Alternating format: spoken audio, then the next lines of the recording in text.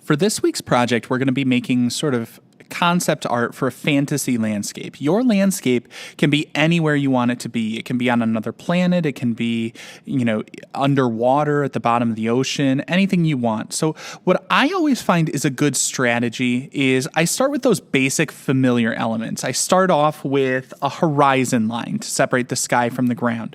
I might decide to take something that is a familiar form but put it in a new context. Like I might take something almost like coral, but put it on the surface of the land in a volcanic landscape to create my alien sort of fantasy world.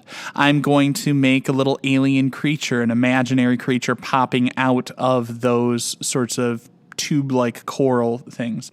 I'm going to create a river of lava flowing through this volcanic landscape. And then I think about in the sky, instead of the sun in the sky, I'm going to show, a giant Saturn. Like maybe this is a moon orbiting a ringed planet like Saturn.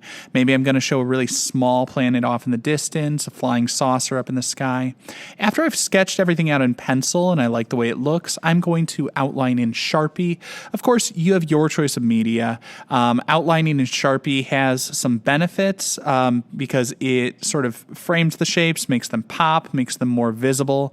Of course, the drawback to that is whenever you outline things with a consistent weight of line all the way around the perimeter, it's going to flatten it and make it look a little bit more cartoonish.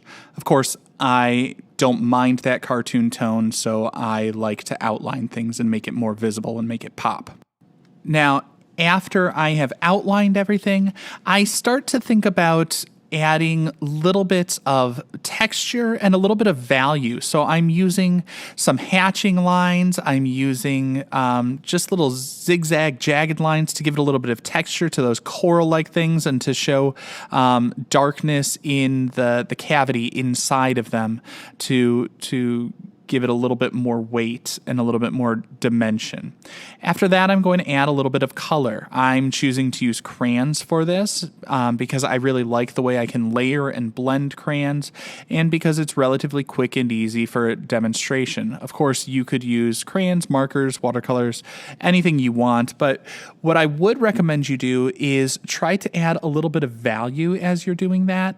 Press harder in some areas, get it a little bit brighter and bolder, or maybe layer colors to create that range of values. What I did to make my coral-like cylindrical forms look a little bit more rounded was I pressed a little bit harder, made it a little bit darker around the edges, and I was more gentle to make it look a little bit more light in the middle. That helps to make it look a little bit more rounded.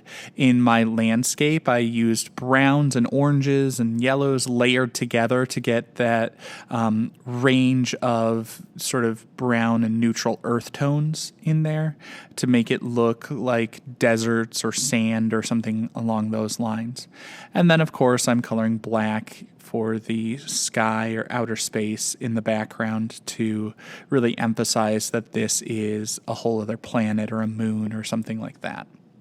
Now, of course, your concept art and your fantasy landscape can be wherever you want with whatever features you want. Be creative, imaginative, have fun with it, but remember to include things in the foreground, things in the background.